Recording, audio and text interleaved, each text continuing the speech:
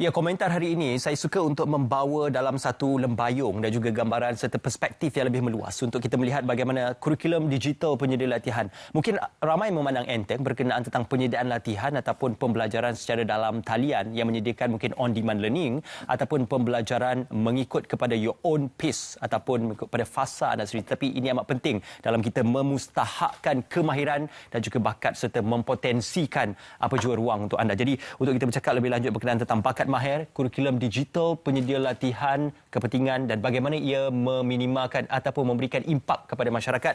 Jadi kita terus saja bersama dengan Tuan Haikal Shukri Jantan yang juga merupakan pengarah eksekutif Pusat Pembangunan Perindustrian dan Keusahawanan Melaka MISDEC, juga merangkap ahli Exco Yayasan Peneraju Pendidikan Bumiputra FMSDC. Apa khabar? Waalaikumsalam. Terima kasih bersama dengan kami pada pagi ini. InsyaAllah kita akan kembali bersama dengan Tuan Haikal seketika nanti. Tapi kita nak membual dan juga bersama dengan Prof. Madya Dr. Nurul Wahida Alias Aziz, pensyarah Pusat Pengajar Pendidikan Universiti Utara Malaysia. Assalamualaikum, selamat pagi Prof. Ya, Waalaikumsalam. Baik, Selamat Prof. pagi. Terima kasih bersama dengan kami. Kita membawakan mungkin individu ataupun peneraju dalam industri ini sendiri, iaitu dalam penyediaan kurikulum digital dan juga penyediaan latihan ini. Tetapi pada pandangan Prof sendiri, isu ini perlu dibawa dalam satu kerangka lebih luas kerana ruang pembelajaran itu adalah meluas pada ketika ini untuk kita memperkasakan bakat mahir. Bagaimana kurikulum berbentuk digital ini mampu menjadi satu platform penyediaan latihan yang mapan dan juga kompeten? Baik, bagi menjawab soalan ini, sebenarnya kita pergi dahulu kepada definisi kurikulum itu sendiri. Sebenarnya definisi kurikulum itu adalah satu definisi yang luas, iaitu termasuk juga daripada segi kurikulumnya, silibusnya, apa juga bahan yang digunakan dan sebagainya. Jika semua digital kurikulum ini diformulasikan berdasarkan kepada prinsip pembinaan kurikulum yang baik, model-model pengajaran yang baik diterjemahkan di dalam kurikulum digital ini, insya-Allah kita boleh membina bakat terutamanya pelajar-pelajar dalam bidang TVET, bukan saja untuk daripada segi konten, teori dan juga praktikal, tetapi juga mungkin daripada segi soft skill, iaitu daripada segi kemahiran berfikirnya, penyelesaian masalahnya dan juga kecenderungan pembelajaran pelajar itu sendiri. Tapi kita juga nak menyentuh Tuan Haikal berkenaan tentang platform penyediaan latihan TVET ini, khususnya dalam bidang digital. Kita sedia maklum perubahan dan juga evolusi digital pada masa kini berkehendakkan masyarakat, pelajar, malah generasi baru, generasi terkini juga perlu cakna dan juga mahir dengan bidang digital seperti ini. Jadi ruangan ini, apakah antara kemahiran-kemahiran digital yang boleh menjadi pemangkin dan juga added value kepada seseorang individu? Assalamualaikum warahmatullahi wabarakatuh. Selamat pagi. Terima kasih kepada TM. Okey, bagi pandangan saya, bermulanya digital ini adalah ketika kita di Malaysia dia ada wabak COVID-19. Dia bermula pada situ, kita melihat banyak program-program baru, banyak cara-cara PNP baru yang telah diterapkan oleh semua tempat. So, pandangan saya, kalau melihat generasi digital ini ataupun kita lebih nyali baca Gen Z ini, platform-platform yang boleh diorang ambil sendiri sebagai tempat pembelajaran adalah based on demand masing-masing. Seperti yang Tuan cakap di awal cerita tadi, bagaimana kita melihat kemahuan mereka untuk belajar secara digital. Ruang telah disediakan, cuma hanya perlu adalah pelajar-pelajar untuk terus belajar dengan ruang digital yang disediakan. So saya melihat digital adalah satu pembangunan dari segi kurikulum yang baik dan di sekolah-sekolah juga telah diterapkan, dan seperti biasa kalau sekolah-sekolah telah diterapkan, itu adalah satu permulaan yang baik untuk bangunan negara terutamanya dari segi ekonomi dan juga penjajahan. Ya. Prof. Madya, kita tidak mahu melihatkan kepada isu ini sebagai isu tabu, tetapi ruangan untuk kita memperkatakan berkenaan tentang manfaat ini itu amat penting kerana setiap usaha, setiap ruangan, platform itu akan membawa manfaat. Dalam konteks ini secara spesifik, apa mungkin manfaatnya? Mungkin jangka masa pendek, sederhana, malah jangka masa panjang. sebenarnya pada pandangan saya untuk jika kita mahukan bahawa pendidikan TVET ini terus maju ke hadapan, kita tidak boleh lari daripada digital curriculum ini secara spesifiknya. Bahawa seperti mana yang panel pertama katakan tadi, bahawa apabila kita menghadapi COVID-19, kita sebenarnya belajar banyak perkara dan termasuklah juga dalam bidang pendidikan juga. Jadi sekarang ini saya merasakan walaupun kita dah endemik, pendidikan juga merasakan bahawa digital itu bukan lagi perkara asing kepada semua pendidik, termasuk juga pendidik dalam bidang TVET itu sendiri. Jadi saya merasakan bahawa perjalanan kita ataupun untuk kita memastikan kita ke hadapan, walaupun TVET itu sendiri adalah dalam bidang mempunyai bidang pengkhususan kepakaran dan juga skill, tetapi daripada dengan berbantukan kepada AI, Artificial Intelligence, insya-Allah kita boleh membuat simulasi pembelajaran dan sebagainya. Sekurang-kurangnya kita ada inisiatif untuk membantu pengajaran dan pembelajaran dalam bidang TVET ini. Doktor bercakap tentang inisiatif, saya rasa di sebelah saya ini adalah individu yang paling tepat dan sesuai berkenaan tentang penawaran inisiatif tersebut, ya, Tuan Haikal. Betul. Ya, di bawah Lembayung Pusat Pembangunan Perindustrian dan Kesawanan Melaka, juga termasuk Yayasan Peneraju Pendidikan Bumi Putra.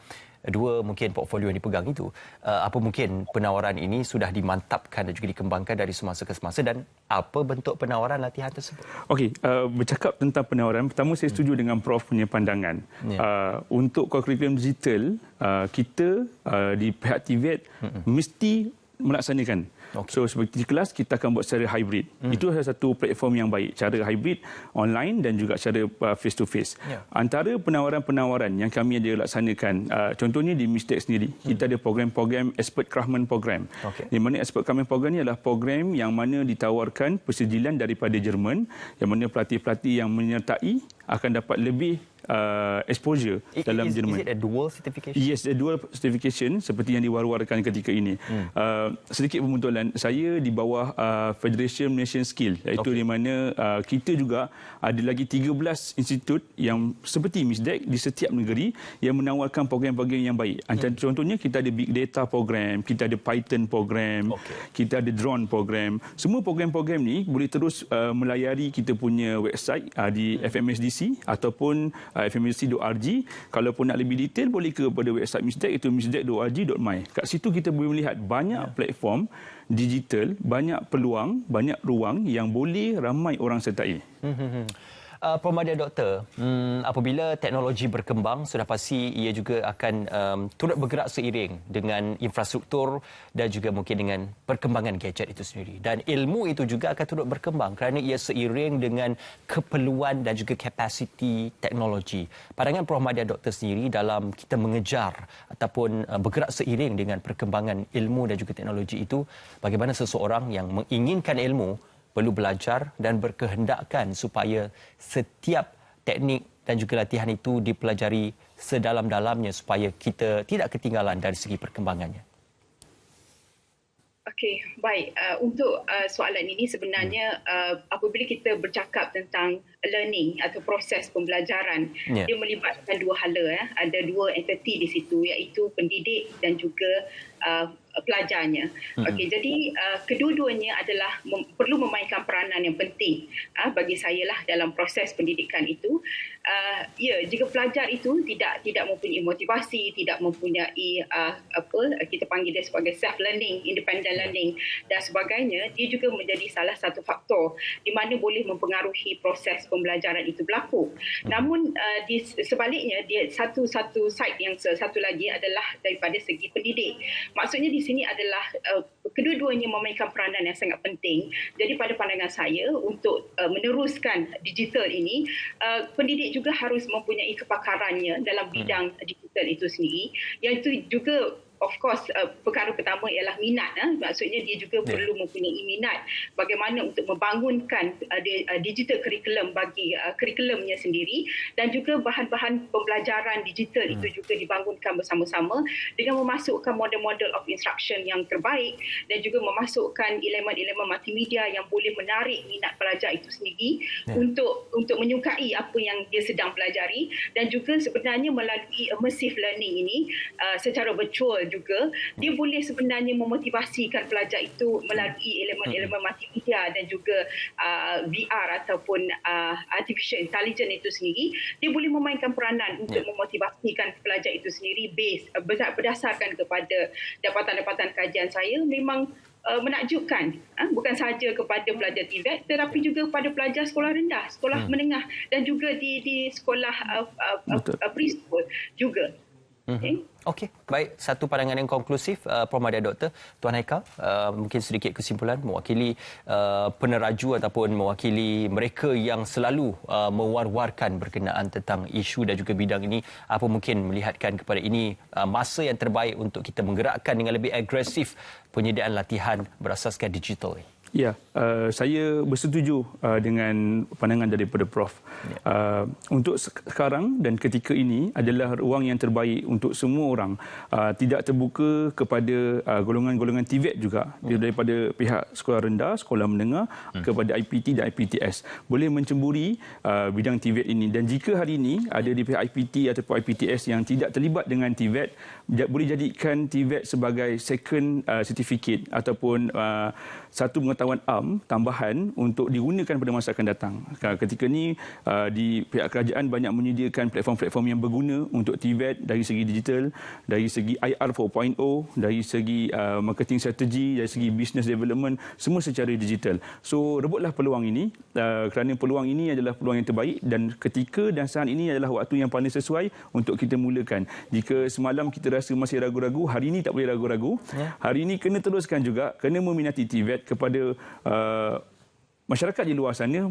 TVET adalah satu pilihan yang terbaik untuk anda dan TVET antara sumber untuk mendapatkan pendapatan yang lebih baik dan menambah pendapatan yang lebih baik, insya-Allah. Reskill dan juga upskill. Reskill dan dayung upskill sudah di tangan, tiba masa untuk kita menggerakkan. Betul. Sampan. Terima kasih kepada Tuan Haikal bersama dengan kami. Terima kasih juga kepada Profesor Madya Dr. Wahidah dari Universiti Utara Malaysia dan juga terima kasih Tuan Haikal Syukri bersama dengan kami pada pagi ini. Kita nak bersama dengan Syuhaidah